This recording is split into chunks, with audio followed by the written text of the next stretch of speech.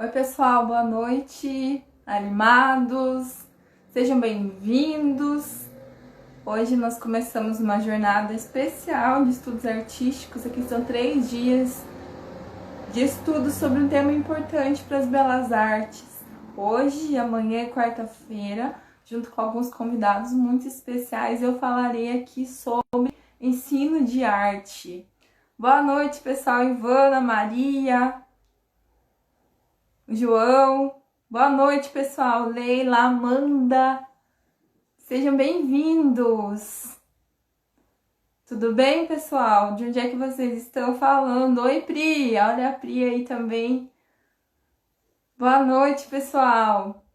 Dani. Sejam bem-vindos. Vai ser muito legal nesses dias aqui. Vamos encerrar o ano. Alguém comentou, bah, que presentão ainda. Agora, na reta final do ano, mais uma série de lives. Vai ser muito legal, sim. A gente tem 3 temas bem importantes para falar. São 3 olhares muito importantes para a gente conversar um pouco em relação ao ensino de arte em 3 instâncias diferentes. Olha, a Célia do Rio, a Leila de Londrina. Oi, pessoal, boa noite. Sejam bem-vindos. Paulo, Ivan de Maués. Nossa! Campos, Rio de Janeiro, Umuarama do Paraná. Boa noite, pessoal. Campinas, tem bastante gente de vários lugares. Cadê o Yuri aqui? Yuri, cadê você? Vou receber o Yuri hoje do História Católica para a gente conversar um pouco sobre a relação entre o ensino de arte e o catolicismo. O ensino de arte, o ensino de história e o catolicismo. Oi, Vê! Vê, eu quero te pedir desculpas ao vivo, porque eu deixei passar o dia do seu aniversário, porque não vi no seu perfil do Facebook. Me perdoe, Vê. Vou me redimir por isso. De Belo Horizonte. Boa noite, pessoal. Sejam bem-vindos ao Matheus de Brasília. Então, a proposta, vou contando aqui para vocês até o Yuri chegar. A proposta dessa sequência de lives é promover um apanhado sobre o ensino de arte, observando 3 instâncias diferentes. Eu vi que o Yuri está chegando aqui. É olhar que o ensino de arte ele acontece além da educação básica, ele acontece além das atividades na escola, da educação escolar. Então, o ensino de arte ele está presente em outras instâncias da vida das famílias, da vida das crianças, dos adultos e tudo mais. E ele não faz parte só do entorno da escola. Então, a gente tem, assim, 2 compreensões de educação.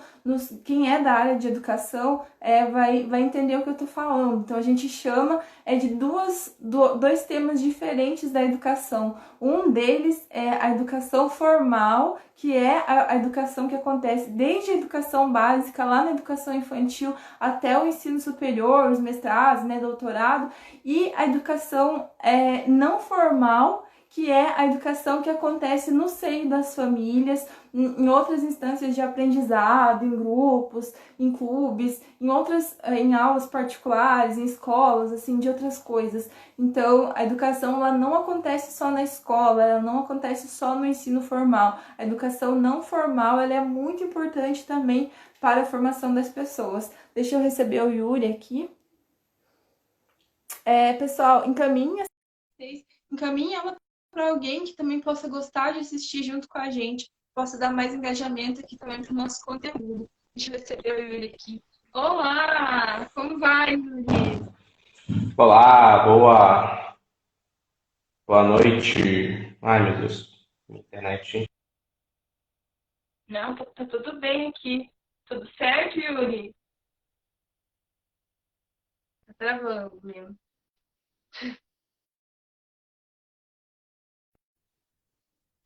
Quer sair e entrar de novo, Yuri? Oi, voltei? Tudo bem. Agora sim, tá tudo certo. Como é que você Ah, tá aí, graças a Yuri? Deus. Tá animado? Tô sim, graças a Deus, tudo certo. Tô tudo ótimo. E você, como é que tá aí? Tudo certo, graças a Deus. Na reta final do ano, tô uns dias aqui com minha família, tô quase voltando para casa. Estou aqui desde metade de dezembro já, mais ou menos. E deixa eu perguntar, pessoal, vocês estão me vendo bem? Eu tô com uma dificuldade com o enquadramento aqui. Vocês estão me enxergando bem? Dá pra ver bem meu rosto? Tá tudo certo, Yuri? Você me vê bem? Uhum. Beleza. Vendo tudo direitinho. A pessoa achou... Legal. O pessoal achou que as lives já tinham acabado. Não acabaram, não. O professor nunca para, nem no final do Estão só ano. começando. Estão só começando. É, e a gente tem muitas coisas aqui. Olhos não. Deixa eu tentar arrumar um pouco aqui. Deixa eu ver. E aí, pessoal, melhorou? Vocês conseguem me ver bem? Vivi tá cortando o rosto. Pois é, por isso que eu perguntei. Pessoal, vocês estão me vendo bem? Mas acho que agora tá melhor. Aqui pelo menos tá tranquilo. Tá, e agora? Vocês estão me vendo bem? Eu mexi aqui. Deixa eu tentar arrumar. Vocês conseguem ver o meu rosto? Vocês conseguem me ver bem? Só confirmem aqui embaixo. Isso, para me ajudar. Valeu, pessoal. Tudo certo. Ótimo. Yuri, então a gente tem alguns temas em comum entre o meu perfil e o História Católica, que é o perfil que você administra, e a gente quer falar em coisas em comum. Tem muitas pessoas interessadas aqui. Existem professores de arte, existem pais, existem pessoas que estão preocupadas com o ensino de arte. E acho que para começo de conversa, a gente tem que entender qual que é a arte, qual que é a história que é transmitida na educação básica. Então, os pais que têm seus filhos lá na escola, qual que é o tipo de conteúdo de arte, qual que é o tipo de conteúdo de história que eles vão ter, que as crianças vão ter lá. Se é um ensino livre de ideologia, não é? O que os pais vão encontrar na escola? Ficam tranquilos que os filhos estão lá aprendendo as coisas? Será que dá para ficar tão tranquilo assim? Dá não. Dá não. Principalmente quando você fala de história e arte. Se você for mesclar ainda, por exemplo, história da arte também, é péssimo. Péssimo, péssimo, péssimo mesmo, em todos os sentidos. Né? Hoje em dia, né? Eu tava. Falei pra você, não foi no WhatsApp, tava vendo umas aulas sobre isso, etc. E nessas aulas, assim, tinha uma reflexão muito interessante, né? E a reflexão era assim, por que que o homem hoje ele não consegue mais fazer catedrais? Né? E quando a gente pensa assim no estilo de uma catedral e com o estilo das igrejas de hoje, a gente tende a acreditar, primeiramente, que o grande problema, o problema central, né, dessa desvalorização do templo está primordialmente na fé. Mas, se a gente for parar para analisar a fé que a gente tem hoje, das pessoas comuns, assim, não estou falando de pessoas que, né, estão ali se dedicando, etc., estão na camada da frente, assim, da sociedade da igreja, mas o pessoal comum, aquele cara que trabalha, tem a sua vida, família, a diferença é quase pouca, né? Eu percebi, conectei um pouco isso, porque desde que eu saí, eu morava em Salvador, capital, quando você está dentro de uma capital é muito difícil você enxergar as nuances da vida comum. Porque você tem uma mistura ali de vários estilos de vida, é uma coisa muito cosmopolita, e quase você não tem uma divisão muito clara do que é cada coisa. Só que quando eu vim para cá, você está dizendo interior de Goiás, etc., e você vê assim a fé nas pessoas comuns, ainda que de uma forma meio amputada, mas de uma forma bem viva, né? Então, chega final de ano, Natal mesmo, a gente passou um perrengue danado aqui, porque a gente saiu nos dias, né, da véspera, fomos para casa da minha sogra, na capital, em Goiânia, e quando a gente voltou, tudo fechado, entendeu? Desde o dia 24 até o final, domingo, então, fechado. Então, as pessoas respeitam mesmo o dia, né? Então, você vê que a fé popular, ela ainda está acesa em certo sentido.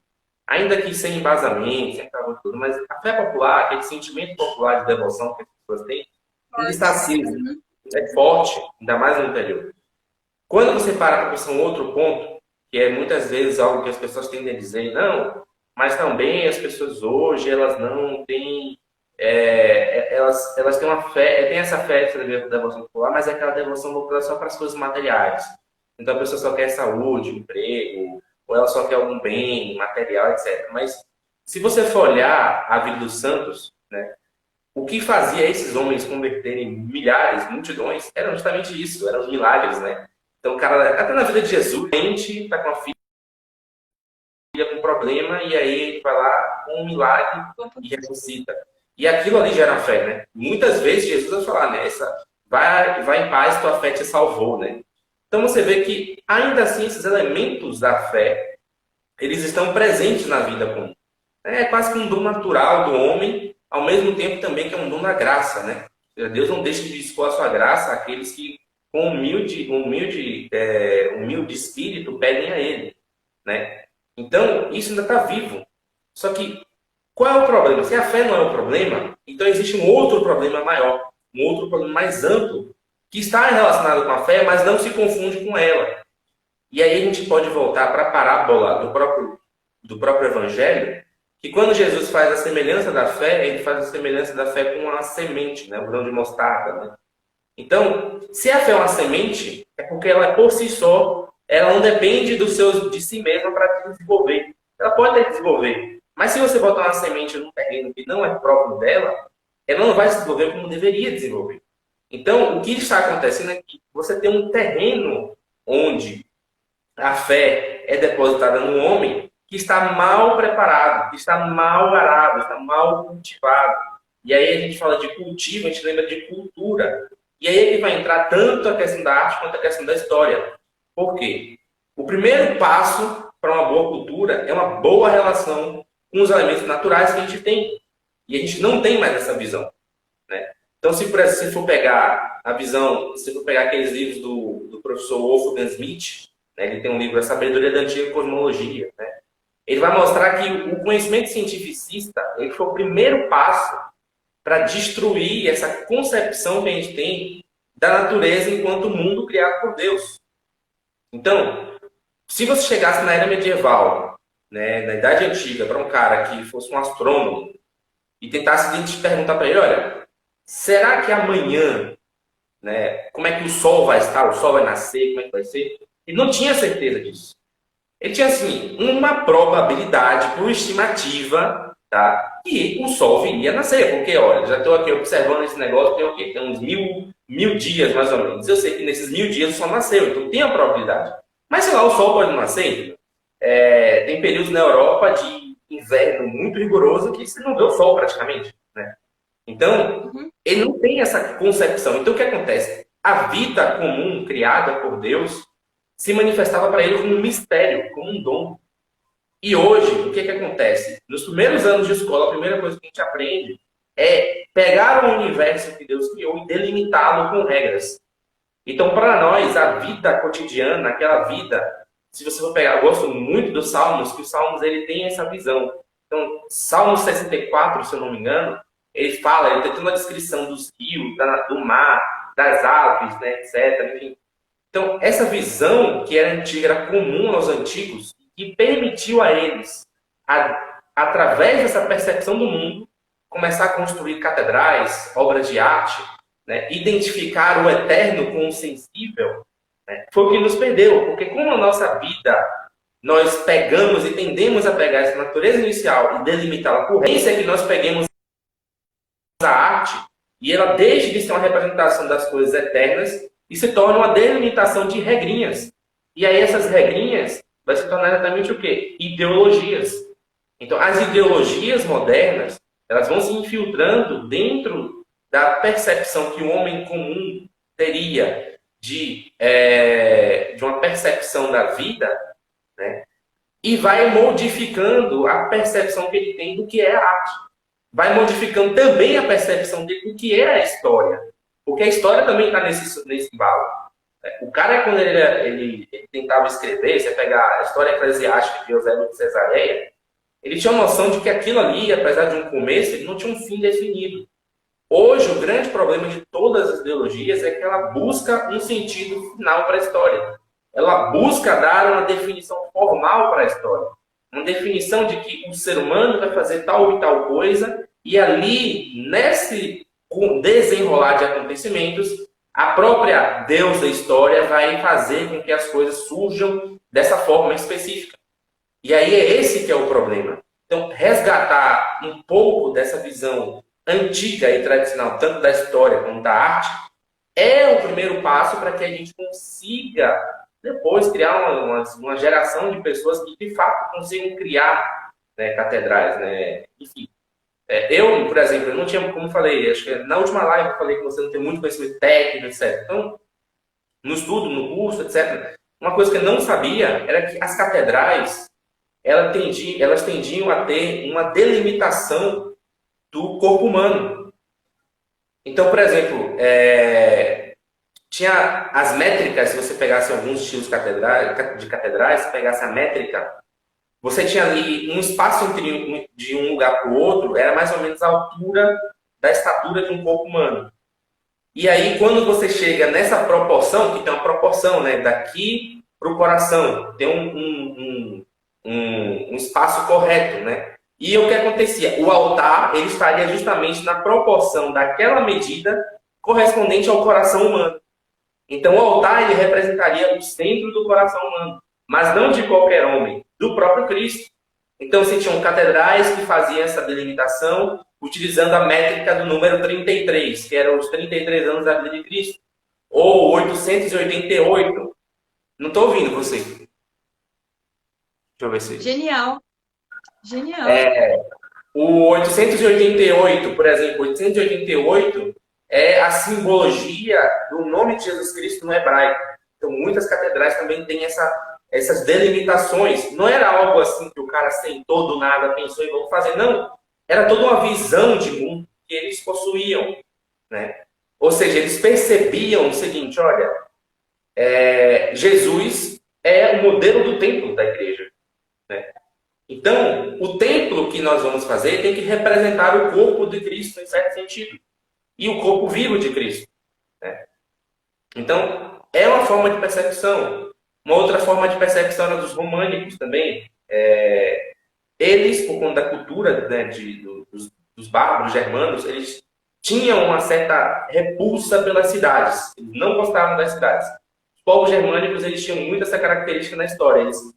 Sempre que eles conquistavam um local, eles conquistavam a cidade, pegavam, saqueavam tudo, davam tudo, madeira, comida, ouro, e queimavam a cidade inteira, porque eles não gostavam. Eles tendiam a ter um certo apreço pela natureza.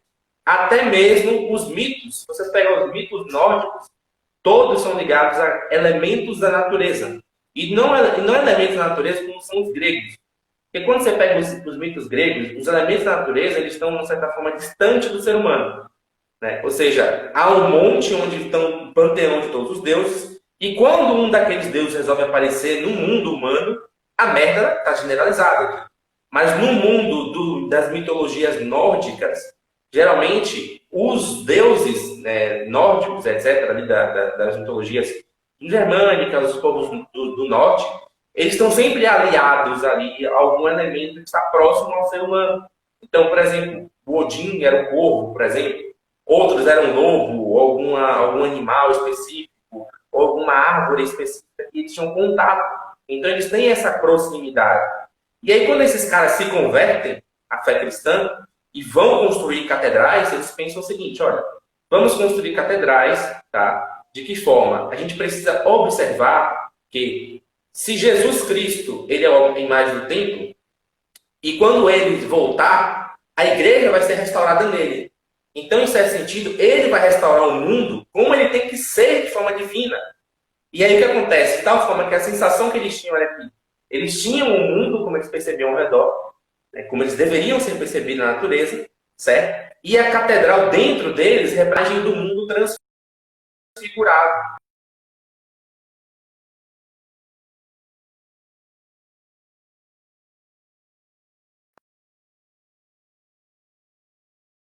Não sei.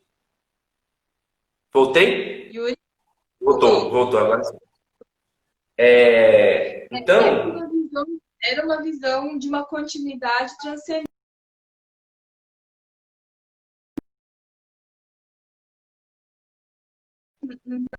isso. Voltou? Tudo certo? Acho que voltou agora. Voltou. Uhum. Está conseguindo me ver e me ouvir bem? isso tudo vai até a modernidade, né? E aí chega a modernidade e a compreensão disso tudo muda. Exatamente.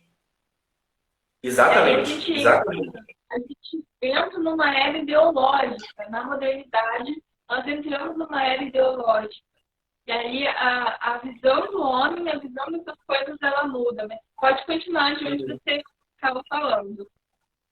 Não, exatamente. Então, a visão que os povos do norte tinham ao construir uma catedral era de que aquilo ali dentro tinha que, em certo sentido, representar, né, uma espécie do mundo transfigurado. Ou seja, eles tinham que enxergar, né, eles estão lá de fora da porta, eles estão vendo o mundo como ele é. Depois eles passam para dentro e eles começam a enxergar o mundo como seria após a vinda de Cristo. Então, toda a igreja, seja qualquer estilo, qualquer estilo que seja, ela representa em si, ou tende a representar em si, um elemento da encarnação de Cristo. Mas não é só um elemento da encarnação de uma forma dissociada, de uma forma etérea, porque senão não é encarnação. Porque qual é o grande mistério, o grande sentido do mistério da encarnação? Olha, Deus assumiu uma forma física. Aquilo que era invisível tornou-se visível para todos nós. E esse visível vai se manifestar dentro da vida comum, da natureza, dentro do corpo humano, um pouco na manifestação das paixões humanas. Então, aquele resplandecer de uma alegria perene, de uma alegria eterna, né? Na seriedade dos ícones. Então, você consegue, né, em certo sentido, perceber que não era só como chegar lá, como a gente tem uma visão hoje.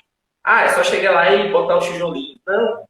Tinha toda uma visão de mundo que estava por trás, que permeava a capacidade dele de descrever a fé dele pelas igrejas, né? Pelas catedrais. E assim, entender que, entendendo toda essa sua explicação, a gente consegue entender por que hoje as igrejas estão sendo construídas como consultórios médicos, consultórios de dentistas. Sempre nas igrejas que são construídas agora, elas têm as paredes brancas, elas não têm significado, elas não têm cara de igreja. Né? Então, a gente entende pela história, quando Vitrúvio criou os pilares da arquitetura, né, ele fala que tem que ter uma forma, uma função, né, ali para aquilo, uma aparência, mas é como se ele quisesse que os edifícios representassem um homem em pé, né? E aí as igrejas, os edifícios das igrejas acabam, o cristianismo acaba apreendendo essa sacada, mas fala, nós temos o homem em pé com os braços abertos na cruz, que o cristianismo desenvolve as igrejas com essa mesma intenção, mas observando Cristo como centro, não o homem como o centro, né? Mas Cristo é esse homem que está com os braços abertos. E as plantas das igrejas todas vão seguindo essa lógica, essa aparência e essa lógica, e também a sua função. E aí, mas esse pensamento, de tudo isso que você explicou, ele se rompe na modernidade. A gente entende a era das revoluções, a gente entende o desenvolvimento da razão no centro das coisas. Então, Deus é tirado do centro de tudo na modernidade, é a razão que ocupa o espaço de primeiro lugar. Os artistas, eles rompem conscientemente com a religião na modernidade. Então, todos os movimentos que se desenvolvem na história da arte, que eu chamo de os ismos da modernidade, quem faz lá o meu curso, você vê lá no módulo, no terceiro módulo, no segundo, terceiro módulo, que eu chamo os ismos da modernidade, a gente se aprofunda sobre cada movimento da história da arte. Nesse tempo todo, a intenção era romper com a religião, era romper com a fé. Então, por isso que eu falo, inclusive foi um meme que eu fiz na nossa live de antes. Cadê o pai que veio na live de antes de falar com a gente? Não tá aqui hoje, é o padre Cleiton, né? E aí eu falei assim, por que eu sou contra usar o minimalismo na arte sacra? Porque ele é um movimento que se criou para romper com a religião, para romper com a fé. Então, por que usar isso para fazer arte sacra? A pessoa tem que ser muito babaca, muito trouxa. Arquiteto, gente, que fala que assina a obra de arte sacra, mas que usa o minimalismo e outras coisas modernas para arte sacra, é um retardado mental, porque não sabe o que está fazendo, é uma pessoa que não sabe o que está fazendo, não sabe que esses períodos eles se originaram para romper com a religião, para romper com a fé. Como é que você vai usar esses elementos estéticos que tentam tirar o lugar de Deus, tentar tirar o lugar do sagrado para fazer arte sacra hoje. Então é um erro muito grande isso tudo. Mas, Yuri, para a gente não perder mais ou menos nossa linha de raciocínio, a gente falou tudo isso para entender que a arte que se desenvolve na modernidade e a arte que é ensinada na modernidade e na pós-modernidade, que é o período que a gente vive, ela é uma arte ideológica. Então, os pais que mandam os filhos para a escola achando que estão arrasando, que os filhos estão aprendendo altos conceitos, altos conteúdos, não estão aprendendo os conteúdos pela realidade, estão aprendendo os conteúdos por um viés ideológico. O terreno onde a fé de seus filhos vai ser assentada é um terreno cheio de esterco, meu filho. E não é o esterco que serve como adubo, entendeu? É o esterco que vai chegar e vai intoxicar todo o terreno que o seu filho vai receber a fé. Eu lembro uma vez, isso na época que eu dava catequese, né? A gente estava falando sobre matrimônio, falava sobre abertura à vida, sobre ter muitos filhos, né? E tinha um casal, até um casal com muitas posses, assim, né? Um casal de médicos, né? Etc. E eles estavam lá fazendo a catequese para poder se casar, etc. E elas falavam, nossa, mas eu consigo entender, assim, abrir tudo da igreja, assim, que vocês passaram aqui, eu compreendo tudo, mas eu não consigo entender essa coisa de ser aberta à vida, etc. Porque, veja, né, você tem vários filhos, mas eu preciso, como é que a gente faz para pagar a escola, não sei o que, aquilo outro? Na época, né, eu não me dei conta, assim, sabe? Mas depois eu parei para refletir sobre esse história e falei, minha filha, você vai pegar seus filhos, vai botar numa escola, pagar caríssimo, achando que tem uma educação maravilhosa para ele. E você que está aqui se educando na fé católica, buscando isso, ensinando isso para seus filhos, ele vai chegar lá, vai desaprender tudo. E vai se voltar contra você ainda. Então não vai sentir nenhum. Contra você mesmo, exatamente. Exatamente.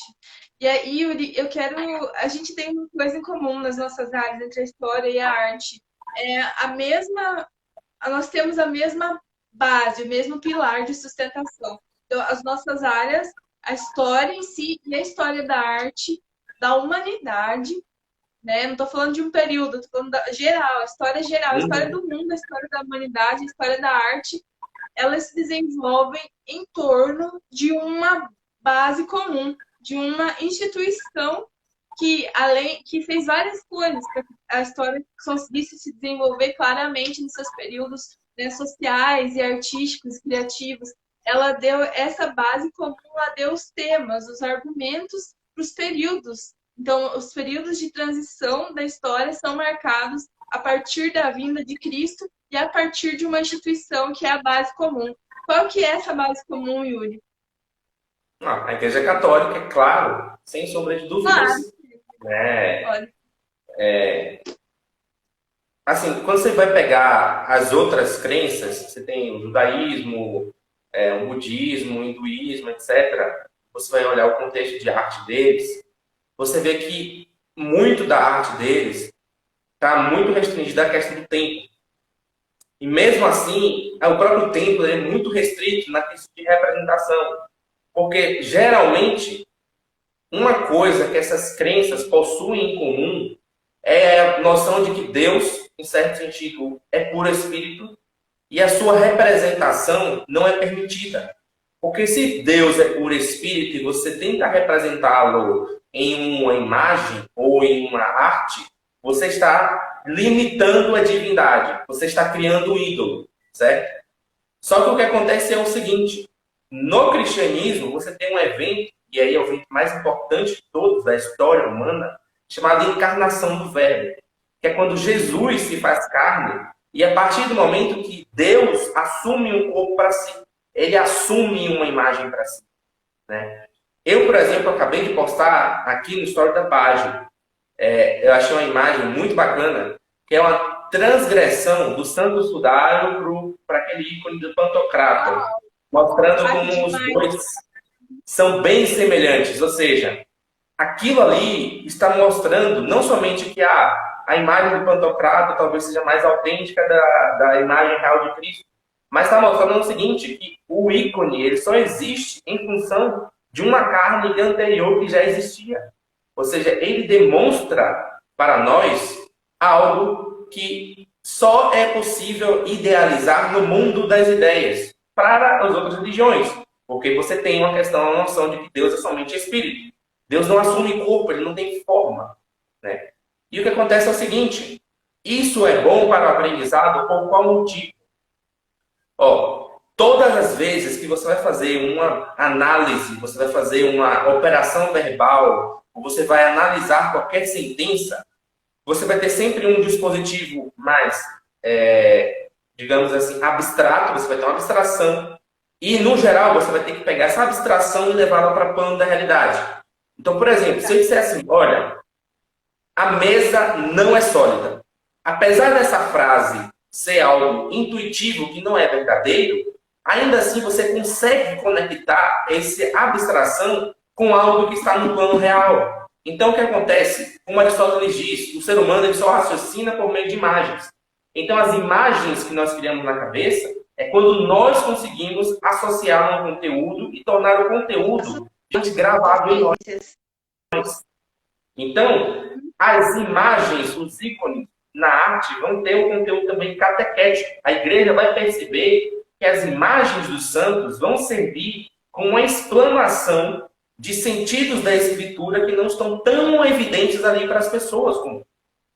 Então, muitas vezes vai acontecer o seguinte, ó, se você tentar pagar e fazer essa experiência, eu vou pegar a Bíblia aqui e vou passar 2 horas lendo. Vai chegar uma hora que o seu espírito vai cansar. Se você pensar, vou fazer isso todo dia, vai ter uma hora que o seu espírito vai cansar. Por quê? O conhecimento humano, o gás, entre aspas, que a alma precisa para manter o conhecimento vivo, é aquele espanto.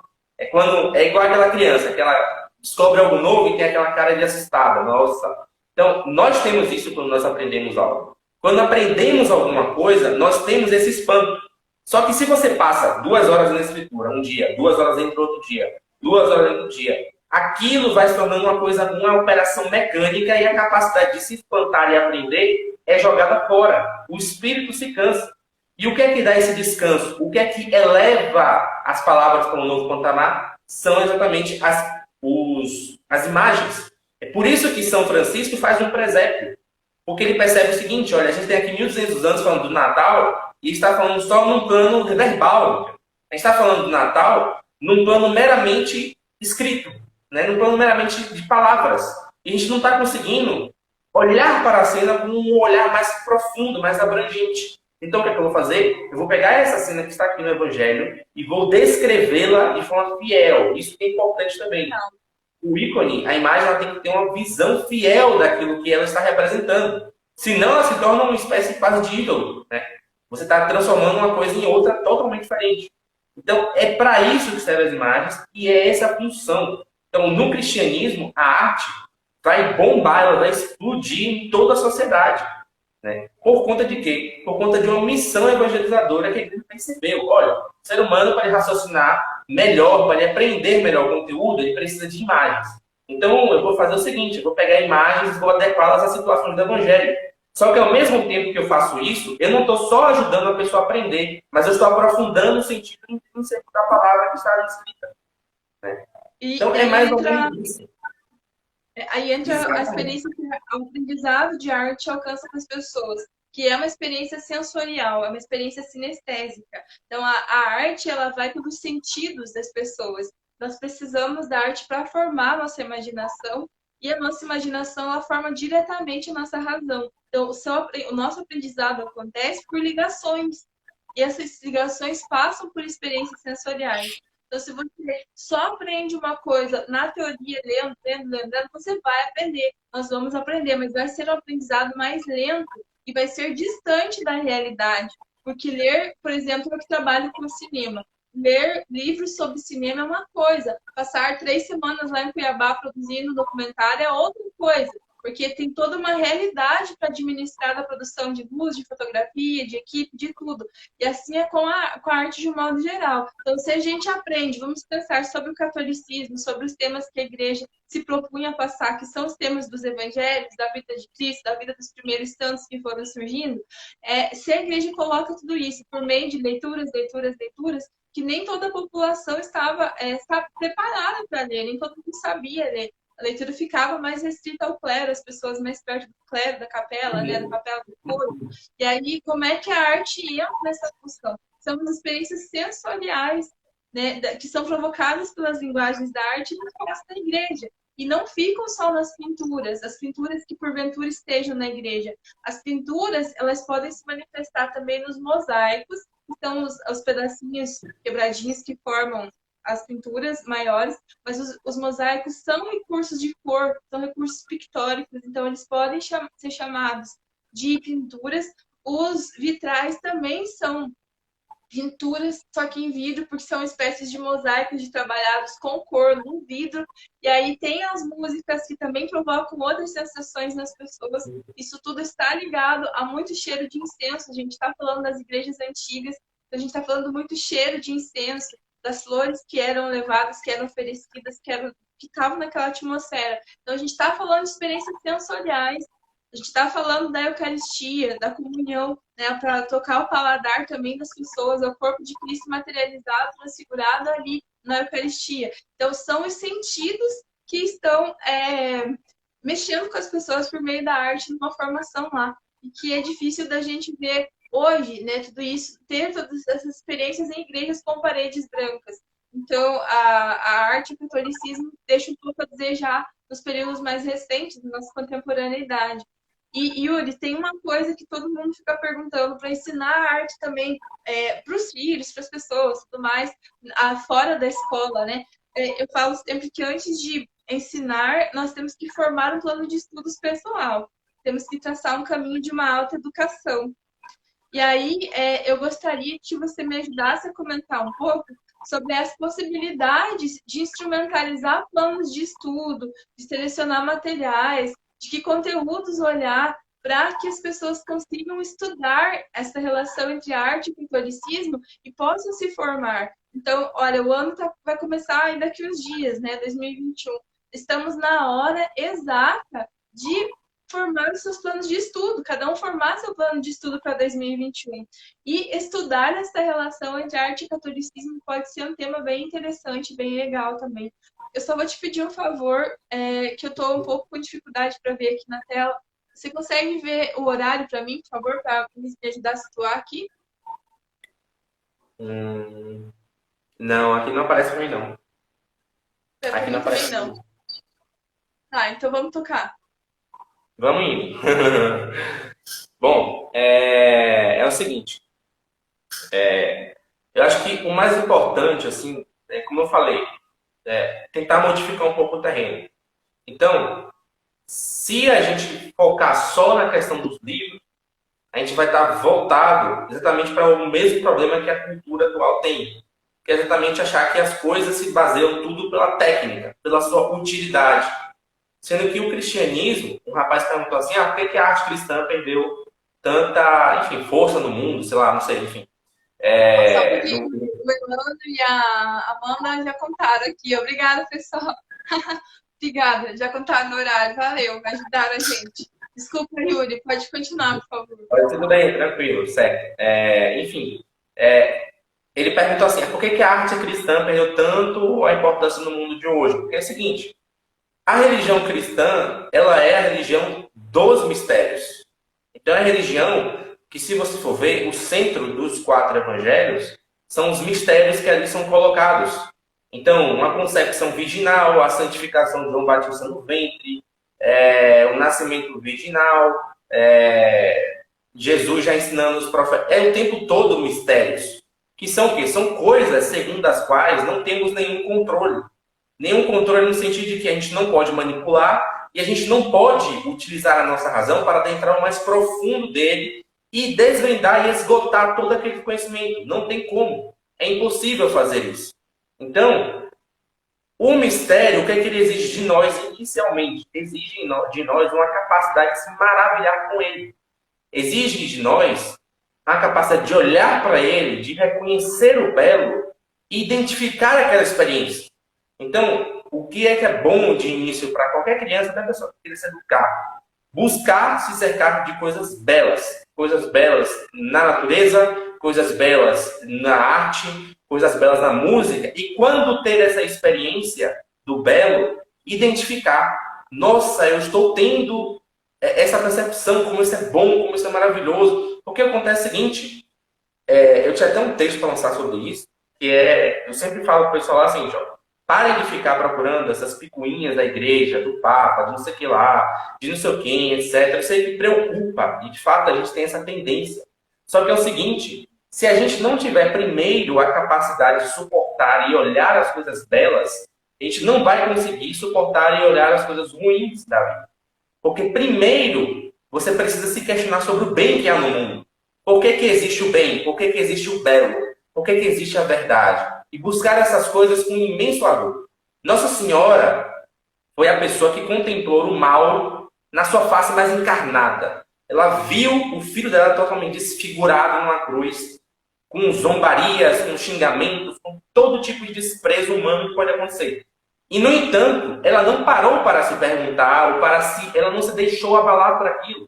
Por quê? Porque antes de ela ter essa visão do mal encarnado, do mal de uma forma assim, crua, na frente dela, ela teve a graça do maravilhamento de ter o menino Jesus no seu colo, embalando todos os dias, ouvindo o seu choro. Então, a primeira coisa é ter essa experiência.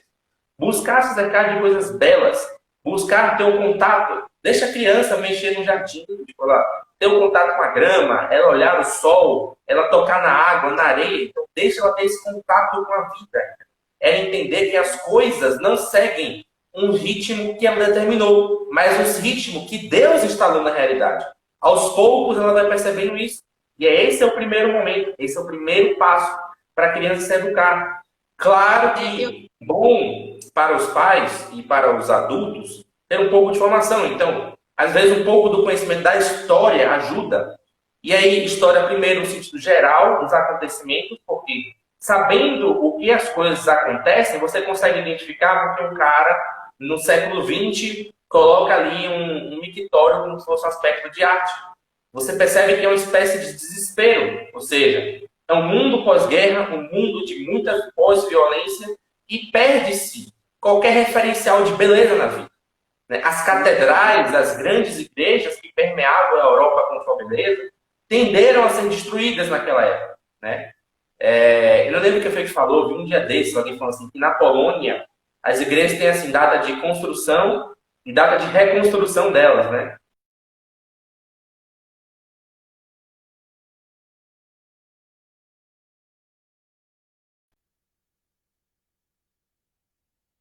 As ruas são muito feias, as coisas são...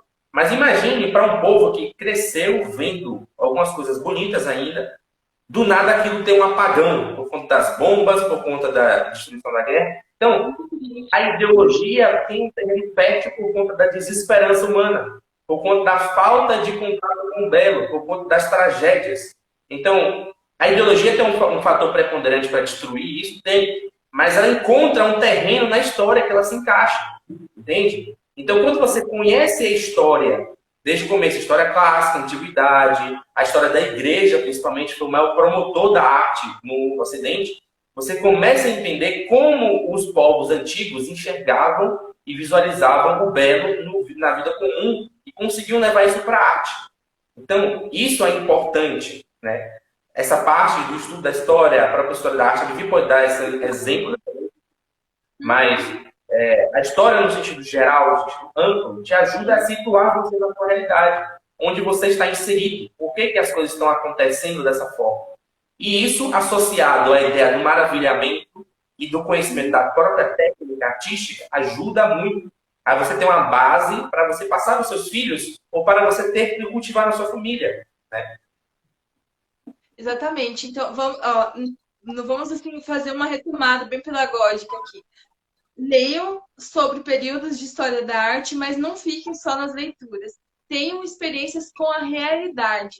É a experiência com a realidade que vai dar um jeito de situá-los ou de situar-los dentro dos aprendizados que podem acontecer pelas leituras da história da arte. Então, tenham experiências, na minha linguagem aqui de professora de arte, eu falaria, tenham experiências sensoriais. O Yuri falou, tenho experiências na realidade. E a gente tanto faz usar uma das duas expressões. Por que deixar a criança brincar com o gato? Brincar com as flores lá no jardim, na horta? quem pode ter um acesso a um sítio, quem mora na cidade, que tem parques para soltar as crianças no gramado, na terra, perto de lago, de água, correr atrás de bichinho. E esse tipo de coisa é importante para fazer a ponte entre essa perspectiva das ideias e a realidade. E aí, Yuri, eu queria só responder uma pergunta que alguém perguntou, o que os pais podem dar dicas para os professores. Então, existem algumas coisas, algumas barreiras entre o que os pais pensam que a escola quer ensinar. Quando um pai vai matricular o filho na escola, ele tem que saber ler o PPP, que é o Projeto Político Pedagógico da Escola. Lá nesse projeto, está bem claro se a escola é católica e vai ensinar para os filhos uma visão católica, se a escola é protestante e vai ensinar para os filhos uma visão protestante das coisas, ou se a escola é municipal, é estadual e é marxista, é Paulo Freire ou não é. Então, no PPP, o pai tem que saber isso daí. Primeira coisa, porque se o PPP estiver lá e o pai fizer a matrícula assinando que concorda com tudo, depois não adianta o pai pedir para mudar a visão dos professores, porque o pai permitiu isso na matrícula. Outra coisa é o currículo adotado pelas escolas a partir desse PPP. O currículo é determinado pelo governo federal, pelas instâncias estaduais e municipais. Mas existe uma base para esse currículo, existem conteúdos obrigatórios para constar em cada ano escolar no currículo.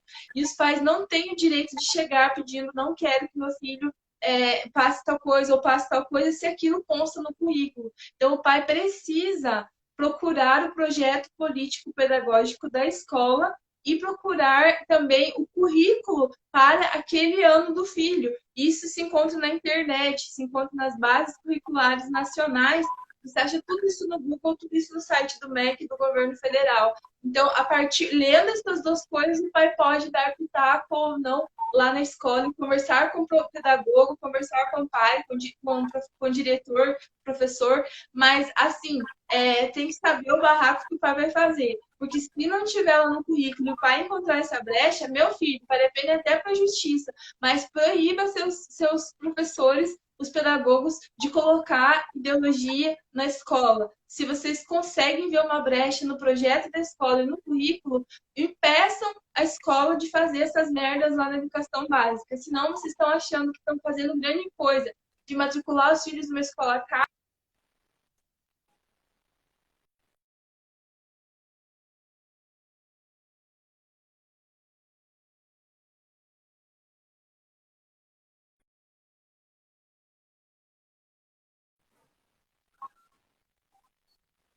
Acho que estamos quase na reta. Não, temos mais tempo aqui ainda.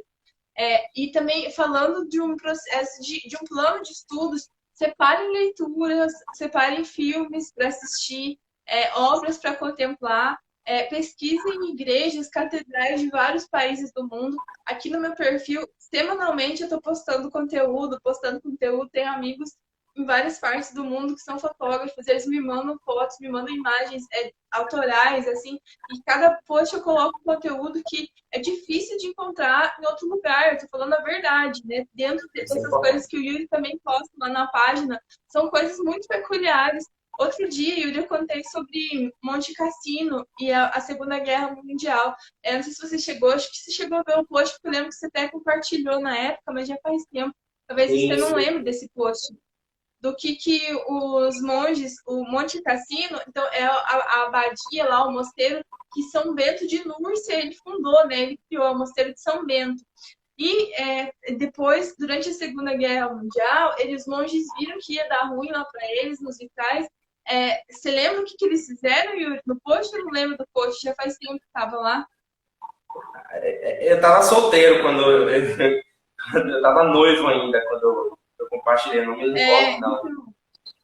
O post conta que os monges estavam tão preocupados com a arte lá do mosteiro que eles retiraram os vitrais, eles desinstalaram os vitrais e eles enterraram embaixo da igreja, embaixo do mosteiro. Eles disseram, nós podemos morrer, mas a nossa arte, a nossa cultura não pode.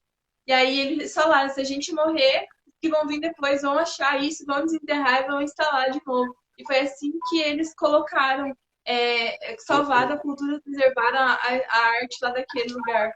Então, enfim, esse tipo de conhecimento, para encontrar hoje essas informações, é um trabalho de garimpo. Eu não descobri nada disso em livro.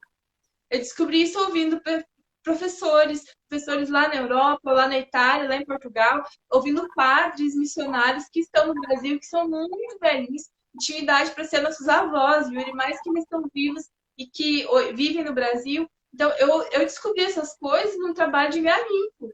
E é assim que as pessoas também têm que fazer. Quem quer encontrar essa perspectiva da história católica tem que fazer um trabalho de garimpeiro, tem que cavar as coisas em cada cantinho, né? Encontrar e apoiar os perfis como os perfis da gente. Vive se matando aqui para postar conteúdo bom e para as pessoas aprenderem essas manhas de, pela lei, pela legislação, encontrarem seus direitos lá nas escolas, lá nos pedagogos, lá na autoridade, se for preciso.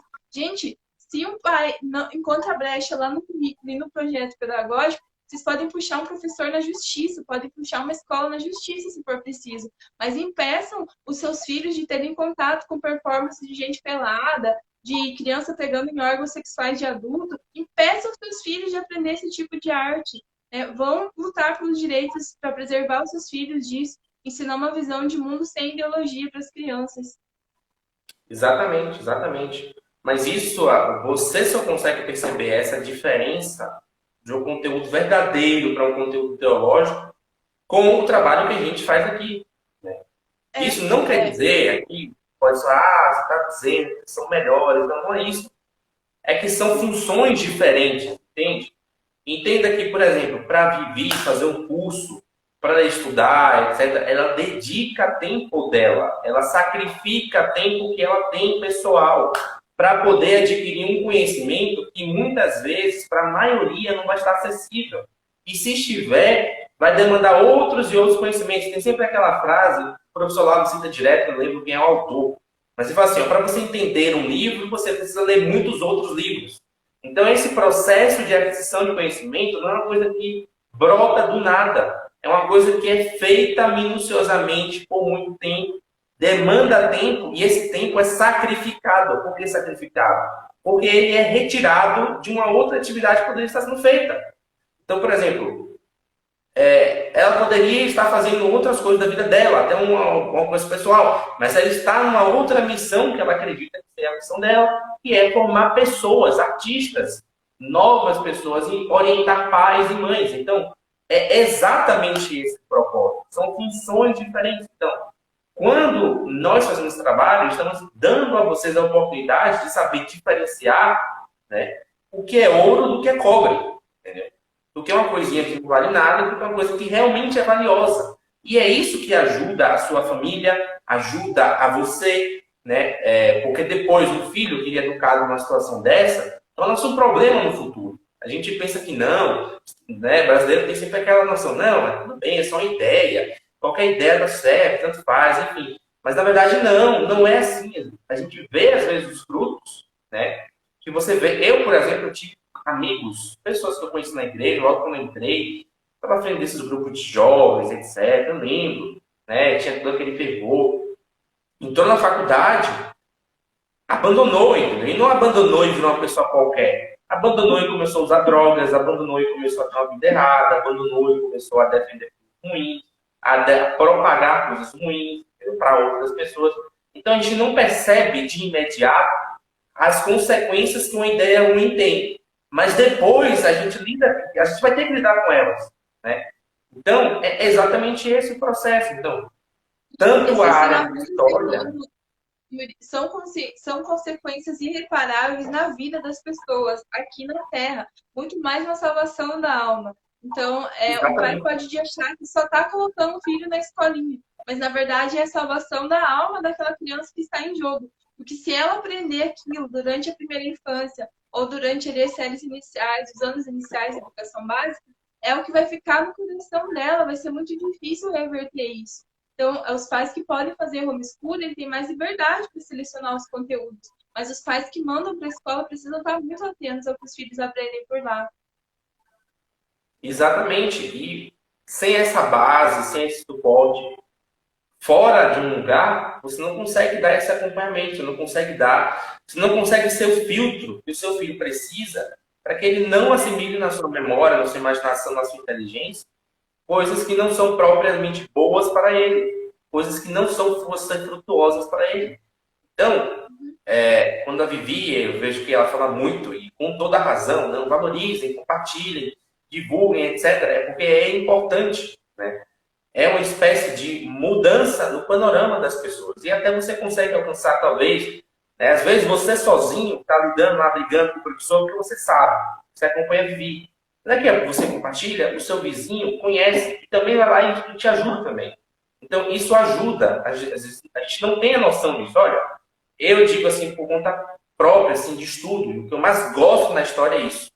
É que coisinhas pequenas, né? Aquela frase do Gandalf no Tolkien, né? No Hobbit, na verdade, né? Ele fala assim, olha, não são os grandes fatos, os grandes rompantes da história que mudam de fato as coisas, mas é aquele cotidiano feito todos os dias, aqueles pequenos que fazem todos os dias alguma coisa, que no final vai produzir algum resultado significativo, né? E aí, voltando também até para a arte, por isso que eu gosto muito da arte mosaica, né? É que o mosaico, cada pedrinha daquela é colada uma a uma, né?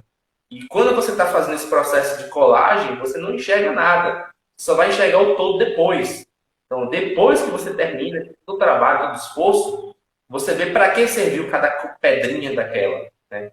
Para que teve a função de cada uma delas e para formar um quadro bonito, um todo bonito, né? É isso mesmo. Excelente, Yuri, excelente. Genial.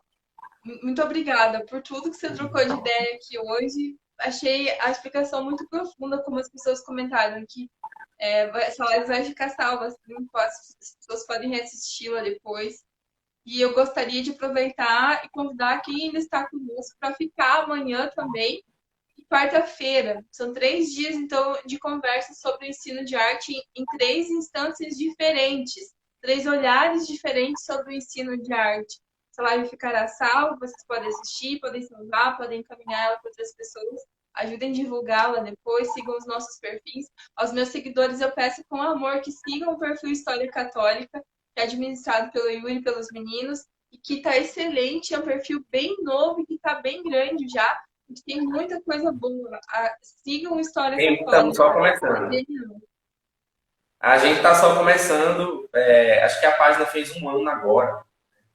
E a gente já lançou 2 livros, né? Os livros estão sempre à disposição para quem quiser a partir de agora. Então, eu vou colocar o link na bio depois para ajeitar, mas está sempre lá respondendo histórias, stories, né? Respondendo perguntas. E ano que vem vai ter muita coisa boa que a gente vai fazer, muita mesmo. Então, segue a gente.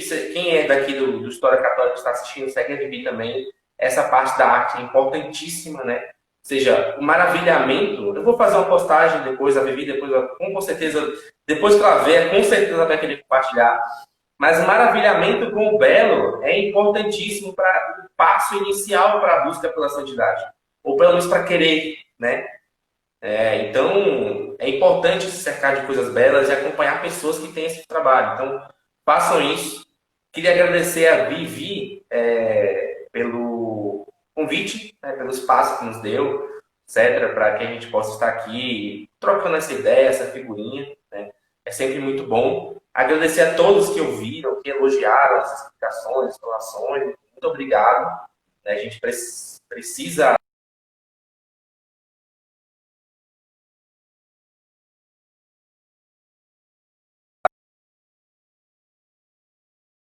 compartilhar, que vai ser para quem ouvir, né? Então, agradeço muito também. E é somente isso. Obrigado, Vivi. Boa noite. O rapaz está perguntando o perfil. O nome do perfil é História Católica. Você clicar lá em cima, lá no nome dos participantes da live, você vai ver o da Vivi e o nosso. Ali, ó. Aí já aparece rapidinho. Segue já os dois e aí estamos tudo em casa. Mesmo. Yuri, obrigada. A História Católica é sócio aqui do meu perfil. Já tem ações aqui no meu perfil, tá tudo certo. E obrigada, pessoas que ficaram conosco também. Tenham uma boa noite. Um beijo para vocês. Fiquem com Deus e amanhã às 21h15 a gente se reencontra aqui para falar sobre ensino de arte numa outra perspectiva, tá? Fiquem com Deus, pessoal. Até mais. Até mais, abraços.